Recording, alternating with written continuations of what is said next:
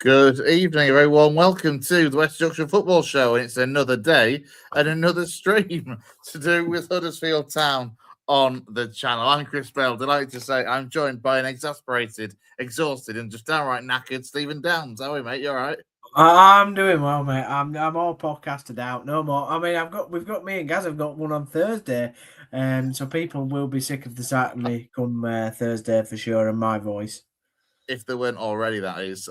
What? That's true. That is true. Right, we're here because Liam Manning, as we speculated strongly last night, would be in our Monday night show. We talked a lot about the fact that everything was suggesting that he was going to be on his way in. It seemed verbally agreed, but not quite over the line. And then, as of 12:30 this afternoon, the news came out from the club directly that Liam Manning has been appointed. We'll touch on kind of the tactical style and that sort of thing, which we'll come on to in due course. Quick reminder as well, at Town fans, you can get your comments and your messages into us. We've had a few already, which we will come to in a few minutes' time. The first thing I want to touch on, away from kind of Liam Manning and his record and his style so far, a couple of things. Firstly, we've finally heard we finally got some quotes, at least, from Chris Markham, the director of football. And the other thing is this. When I try and put the right thing up and not mess it up, a long-term contract is what he's signed. That's the way it's worded in the article from Town. Now, 20 years. What the hell does that mean? And also, it's a bit smoke and mirrors from a supporter's point of view, isn't it? Because nobody knows where the backing in terms of, what class is long term. I mean, Christ, this is the 9th manager in 4 years, so it might be a 6-month deal to the end of the season, and that's long term in Town worlds at the moment. Yeah, I think it is a strange thing not to put how long the contract is, but I mean, I predict it's sort of a 2 or 3 year deal. To be absolutely honest, they're normally these type of things, aren't they? Unless you're somebody stupid like what was Alan Pardew's at Newcastle 8 years or something. I mean, Town don't normally do that sort of thing. It's normally a 2 or 3 year. I thought that was a modern thing until watching Brownie and Popey's documentary talk about Don Revie earlier when he was offered a 7-year deal at Everton in the 70s. So I thought this long-term things of 7, 8, 9-year contracts was fairly recent, but apparently not. But no. I mean, if you're a sensible man, you kind of look at this and think 2.5, 3.5 years sort of thing. Yeah, I mean, also do check out. I know it's a Town podcast, but do go check out Popey and Brownie's conversation. It's really fascinating, and Brownie's Don Revie's son, as we like to say on the channel. So I'm sure he was delighted to talk to Popey for 20 minutes or half an hour or whatever they got with him. But yeah, I think it'll be 2-3 year deal for Manning. Interesting comments in terms of, they're bringing him in because they believe in his style and his adaptability that he's had at other football clubs across his time in his career. Obviously, they've sort of skipped over his time at Norwich recently, which they're always going to kind of do. But overall, it was really positive to hear from Chris Markham, I have to say. And even reading between the lines of the comments, which obviously we both work in the media, so we kind of know how these things are put together.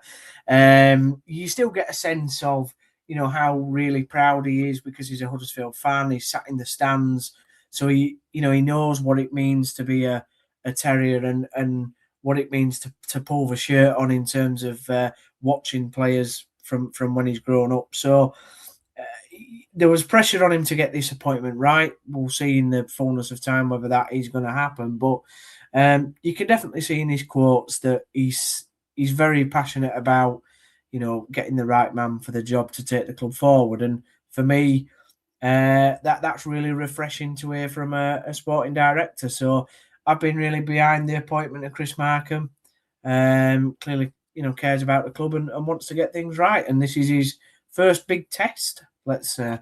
Yeah, it's the first kind of major mark that Chris Markham, no pun intended, is going to be leaving on his tenure this time around at Huddersfield Town. I mean, just to kind of take it from the top, Liam's appetite and enthusiasm to take this opportunity on has been abundantly clear right from our very first conversation, and we're delighted to welcome him to the club at such a crucial stage in our season, with so much left to play for.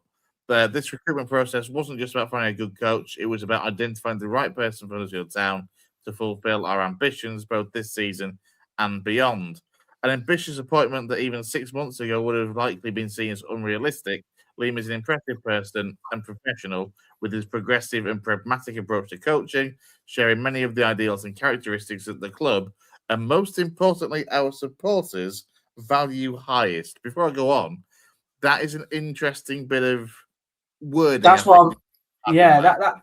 that's what I meant, Chris. In terms of the way it's worded, the fact that he kind of he empathises what the supporters want to see, not just on the pitch, but kind of off the field as well, in the way that a manager or players communicate with us as fans, because he's one himself. So he's probably looked at a lot of things when making the appointment. And let's be fair, he's not messed about. I mean, I don't know how long they've been having these discussions for. Obviously, it'd be interesting to know if they were still having the discussions when Lee Grant was here.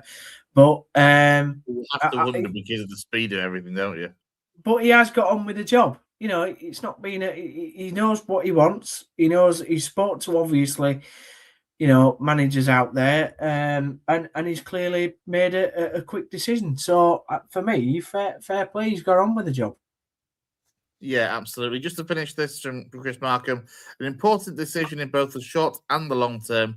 This appointment at the head of our men's first team allows us the opportunity to realign our football strategy across the entire club with the same principles and beliefs here to be present throughout both our women's first team and academy, reinforcing what it means to be Huddersfield Town. I mean, it'll be interesting because I know Glenn Preston, who's involved with the women's team fairly well from his coaching and scouting days at Guiseley a few years ago. So it'll be quite intrigued to see what he kind of makes it about it. But yeah, it is going to be interesting to see what happens in terms of going forward. Well, across the club on the whole, in that sense, about reinforcing what it means to be Huddersfield Town and whether Liam Manning is a man that can bring whatever it means to be Huddersfield Town to the fore. Yeah. I've obviously done a bit of a deep dive into looking at it because I thought it was going to be Liam Manning, and I think I did say that very early on, to be honest. But it's been interesting to go back and look at what other supporters have said. As we said, I mean, what day are we on? Yesterday or whenever we did a show, Chris. We kind of said how he'd left other clubs, which left those supporters in a bit of a bad taste, whether it's MK Dons, then going to Oxford, then jumping ship to Bristol City, or then jumping ship to Norwich. I think a theme throughout is that he's clearly jumped ship, and that's left a bit of a nasty taste. But there's a lot of different opinions out there about his style and the way that he likes to play. It's very similar to Lee Grant.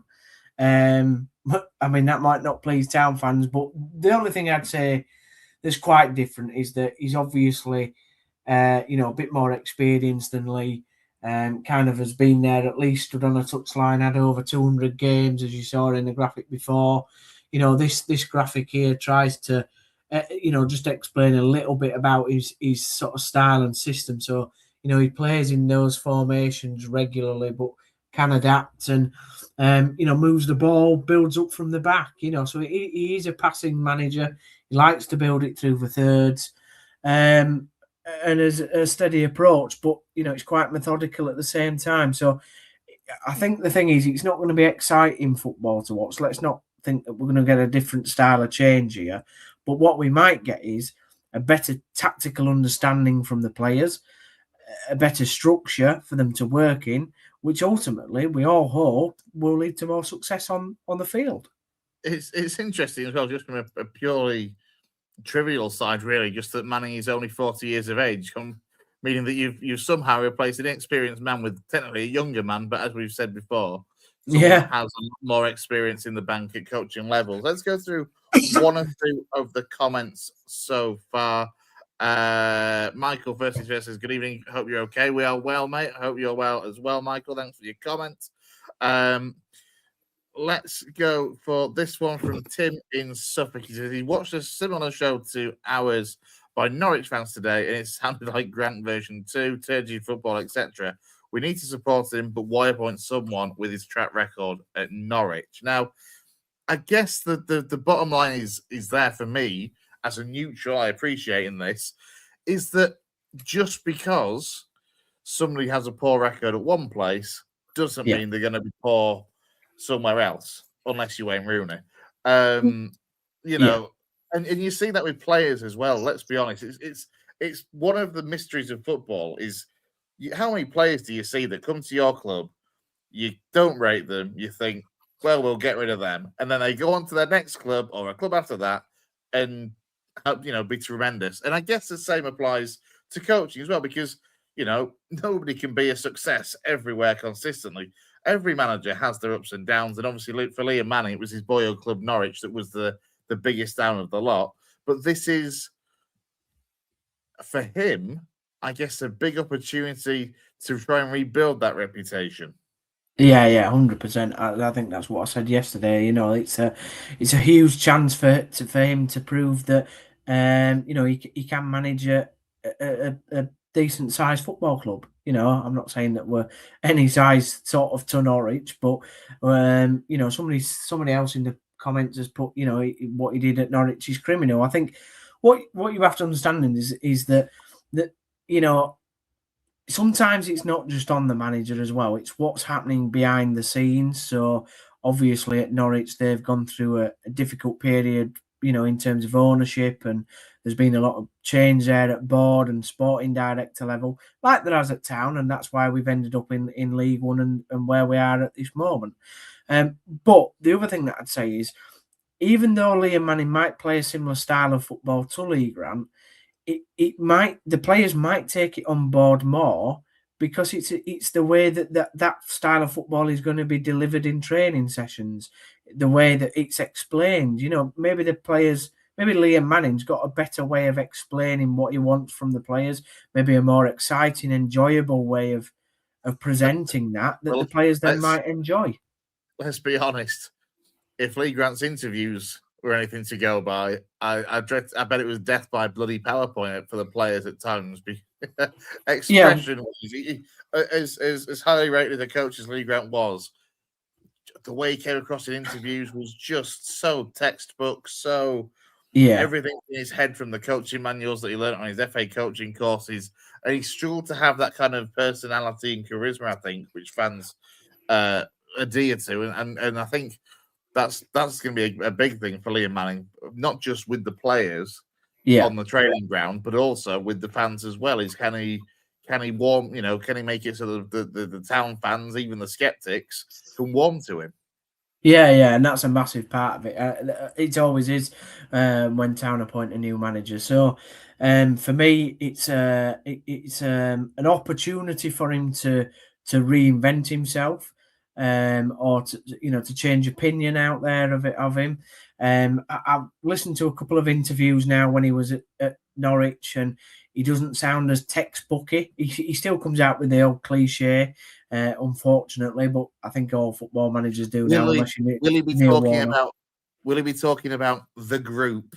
Well, if I was the Town communication team, I would ban the word group. I would just say, I'd sit him down and look. I'd say, look, the three terms we don't want to be used in interviews is the group, and scaffolding. We don't need any mentions of scaffolding either, because that sends. Where did scaffolding come from? I haven't seen this as a neutral.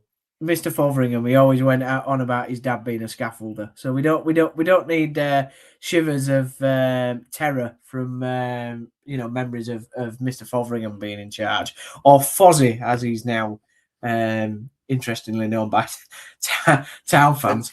Doing very well in the Celtic coaching staff now. So let's come back to Mr. Manning. Under what is a very, very, very good manager. Yeah, I mean, me and you could assistant manage under Martin O'Neill. That's how highly I rate that guy. But anyway, back to Town and the lonely League One position that we find ourselves in. Look, he's got a massive test coming up this weekend. And I tell you what, if we go into that Bradford game and play really well and win that, he couldn't ask for a better fixture to get himself off the canvas, to be absolutely honest.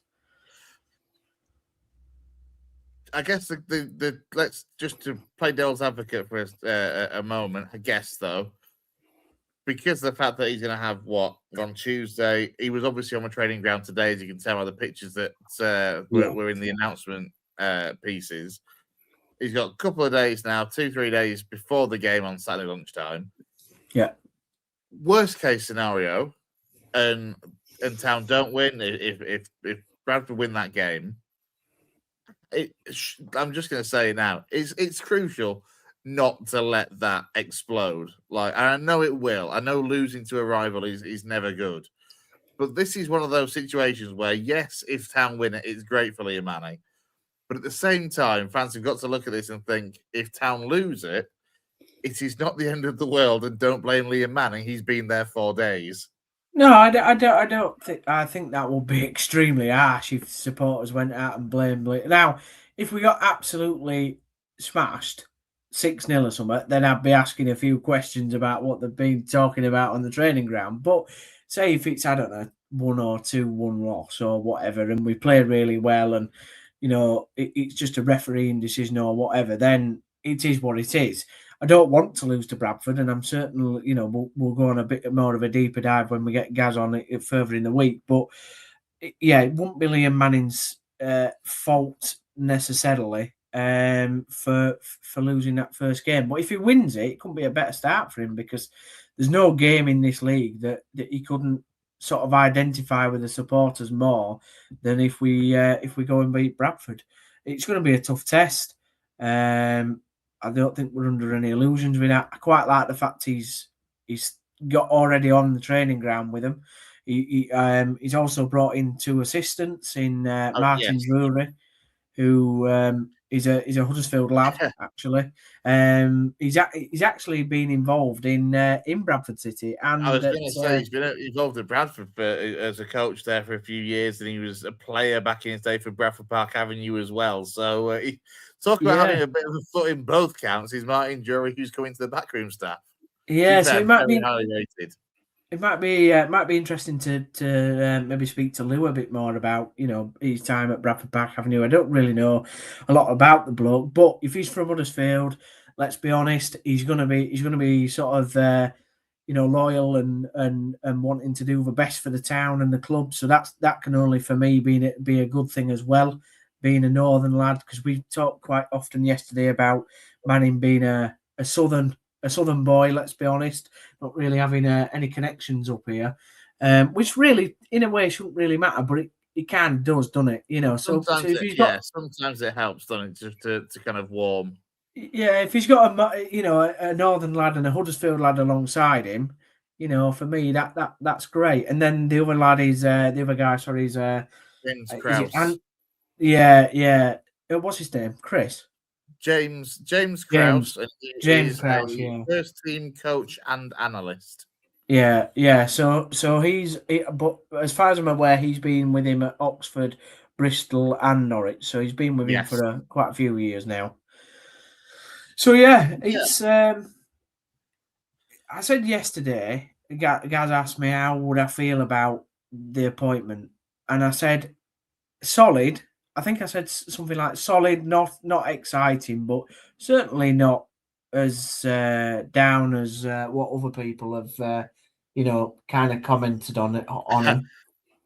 Well, I'm going to come to a few of the comments because we've, unsurprisingly, when you put Liam Manning's name in a title of a video, we picked up a few Norwich supporters as well as Huddersfield supporters. We got one of the earlier ones, and I don't know what his first name is, but BP on 1992, he commented quite a lot last night when we were on as well. He said the club have lost me with this appointment, won't be attending games or renew my season ticket.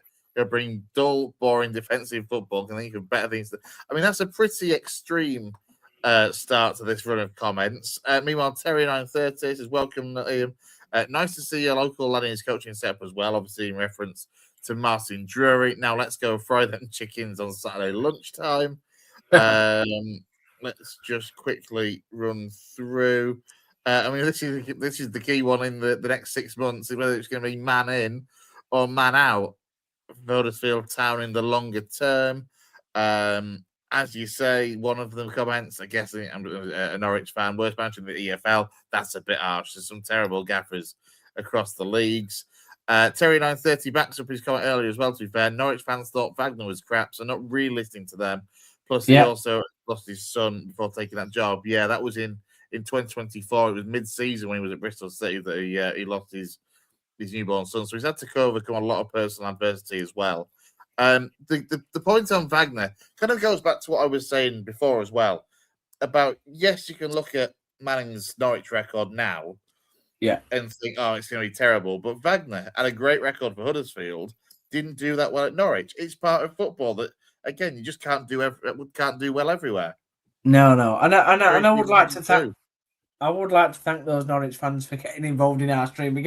We can't unfortunately show all the comments because there are some profanities in there, and we're not after the watershed at the moment. But I'll read one of them out. NCFC edit says Manning is poop, to be honest. Never his fault. Always someone else's in his eyes. He said sacking me won't change anything, but if we had Clement since the start of the year, Norwich would sit 11th. And to be fair, the turnaround under Philippe Clement. And as a Lincoln fan, I'm just going to take credit for Jovan McCalmer's form as well, because he's been excellent for Norwich. Is fair. Michael Bottomley, mixed feelings about the Manning appointment. Wasn't my choice, but I'll give him a chance. Could do well, or it might go badly. Welcome to football there, Michael. It's felt like Norwich tactics and performances don't fill me with hope. And another man brought his right-hand man with him in Chris Hogg. So time will tell. I mean, it's one of those. There's only 2 members of the backroom staff confirmed so far. There's always time to kind of get more in, isn't there? You might announce him tomorrow or whenever they do the press conference. I say tomorrow. I genuinely don't know. We're hoping maybe to attend if we can in some stage. One more as well. Sorry, Jet One Flyover says having a similar style will not be a bad thing if he is better at it than Grant and can actually make it work. And that was the point you alluded to earlier, Steve. Yeah. So like I said, it might be. We all know how Lee Grant spoke. He did that in interviews, like you've said previously, Chris. I think if Liam Manning can get over his footballing philosophy and his style in a way that the players enjoy, the way that the players want to play, and then actually gets results with it. Yeah, but I think the first thing is trying to enjoy it. If you're enjoying something and you can see light at the end of the tunnel and it starts to work, then the results follow that. And that's the other thing that I'd say. Look, let's give the fella a chance. I mean, I know there has been some comments there saying, I chucking the season tickets in the colder and the rest of it, but let's give the fella a chance. We did that with Lee Grant, and I think over time it sort of like we were able to see that it wasn't going to work. This is a very kind of appointment where I think Lee Grant was such a out there appointment that I did say at the time it was a massive gamble. This is less of a gamble, but the problem with this, if there is going to be a problem with this appointment, is if it doesn't work, what do you do then? Because the challenge is do you keep with the same philosophy, which obviously then isn't working, or do you have to change? And obviously we don't want to think about Liam Manning not succeeding, but I do think that there it does need to work, this appointment. It does really need to work. Well, on that, as a fan, obviously he's coming in 20th of January. There was very clear aims and ambitions outlined, possibly not as much in the Liam Manning appointment statement, but certainly in the Lee Grant departure statement, that suggested the club have still got ambitions, or those who are top of the club have still got ambitions to make the top 2 or gain promotion via the playoffs. I guess from a fan's perspective, from your perspective, worst case scenario in the short term, and you come to the end of the season and you finish 7th, just outside the playoff places. I mean, where do you? I mean, I appreciate I'm trying to ask you to predict the future, but where do you think things would lie then? Because without a doubt, if Town miss the playoffs, there'll be people that want rid. But then we've got this cycle again of you can't keep sacking managers. At some point, you've got to be able to give someone time. Yeah, I mean, if we missed the playoffs, that would be pretty bad. I'm not gonna lie, but it won't. It's End not a of the day, given. Let's be honest. Like, it's a bloody tight race, and there's still it 7 is. sides that are looking at that last spot. The only thing I would say is, look, you've got to give somebody a transfer window. Like Yeah, you can't not. I mean, I know it happens, doesn't he's it? When we've he's got seen, he's got we've what, seen 12 days somebody. of one or so, Yeah. I mean, yeah, and that's too soon. but it is too. Yeah, I mean, you've got to at least give him the summer. So, because he'll have his own ideas and his players that he wants to get in. Let's be honest, he's working with Lee Grant's squad at the moment. Terry We go 930 and is get. he's trying to start a war, is what Terry 930 is trying to do. I agree, Terry 930. I agree. No, honestly, let's give me Liam Manning a chance. It'll be interesting. I'm really interested to hear him speak, to see what he has to say. I would like, if anybody is at the press conference, those journalists to ask him, why has he jumped out of it? Or not? He's not jumped out of it, but does he feel like he's got enough time to has he had enough time to recuperate after what happened at Norwich? Because as you said, Chris, it was a very bruising experience. So does he feel like he's prepared to go into what is a bit of a fire at Town? And there's a lot of expectations. So he obviously feels that he can handle it, but be interesting to see what he has to say to those sorts of questions. Yeah, it will. It will be interesting. I just I'm only knowing whether to bring this comment up and whether to just kind of disagree with it, quite frankly. But I will. If one of BPO's comments, I have to look at what fans of all clubs he has managed to say, and massive red flags all over. I don't think that you can say that. Like, he took Bristol City into the playoffs for the first time in 17 years. Bristol City fans, I think, are more frustrated with the way that he left. In terms Yeah, of his actual build-up of work, what he did at MK Dons and at Oxford and at Bristol City, on the pitch, actually, he's got a pretty good reputation. The yeah, frustration with fans has been the way that he's kind of jumped from MK Dons to Oxford United, and then from Oxford to Bristol City, and then from Bristol City almost to Norwich. But as I say, on the pitch, pre-Norwich, yeah, his record, his body of work stands him in pretty good stead. And as I say, to take Bristol City into the playoffs for the first time in nearly 20 years, yeah. albeit beaten heavily over 2 legs in the semis against Sheffield United, is still, something to kind of base some optimism from. Yeah, he's kind of done half jobs, hasn't he? Really, he's not completed the story at any of the clubs that he's been at. I mean, he never really got going at Norwich, to be fair, but the other clubs, he's never really finished the chapters. He's always sort of like I think, fallen 2 pages short or something. You know what I mean? yeah, I think Lommel was possibly, but again, actually, I think he took them from like a relegation side to kind of a side that were I think they were either promoted or almost promoted. But again, it's that nearly Yeah, man. yeah. It's a bit like what Mark Robbins was very early in his career, actually. I mean, Yeah, I'm not that's trying fair. to. I aren't trying to like say that Liam Manning's going to become as good a manager as Mark Robbins, but Mark Robbins had a very similar thing where he couldn't get over the line. He'd get clubs to near the playoffs or just about in the playoffs, but he couldn't ever get them up. And I think that's been always his sticking problem. Where at Coventry they've gone, we're not going to have you anymore, Mark. We want Frank Lampard, even though that at the time that was probably a gamble and it looks Yeah, like it's going to work for him. So let's hope that Liam Manning is the man that can finish off this season really well and get us somewhere. absolutely. You can only pick one. End of season. Good football, but you make the playoffs and don't go up. Terrible football. Dull, boring, not entertaining in the slightest, but it gets you results and gets you over the line. Which one are you taking? The second one. Tell that to BPL then, because he says he doesn't care about what he's achieved, care about the identity and style of football. It's an entertainment business, and I want to be entertained. It isn't an entertainment business. It's a sporting business. It's a winning business. That's Is this what is this comes. That's what is this comes guy above Big all Ange? Is he Big Ange? Does he want to be entertained?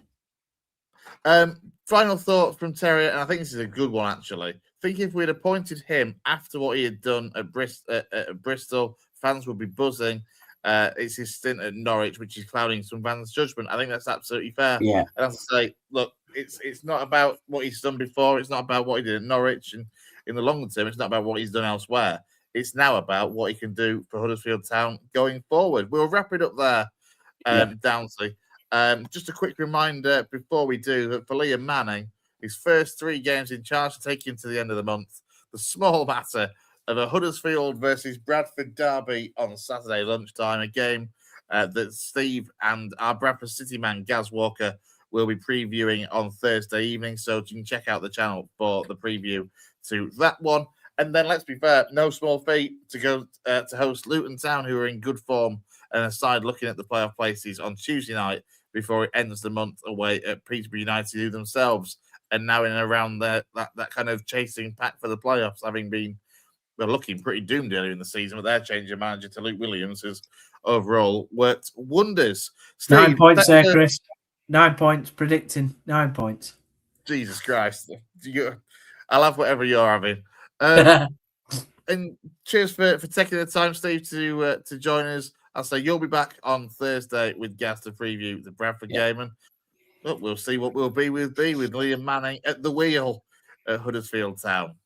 For myself and Steve, though, enjoy the rest of your whatever we're on now. Tuesday night. These streams are coming far too thick and fast. Enjoy the rest of your Tuesday night, and we'll see you soon here on the West Yorkshire Football Show. Take care.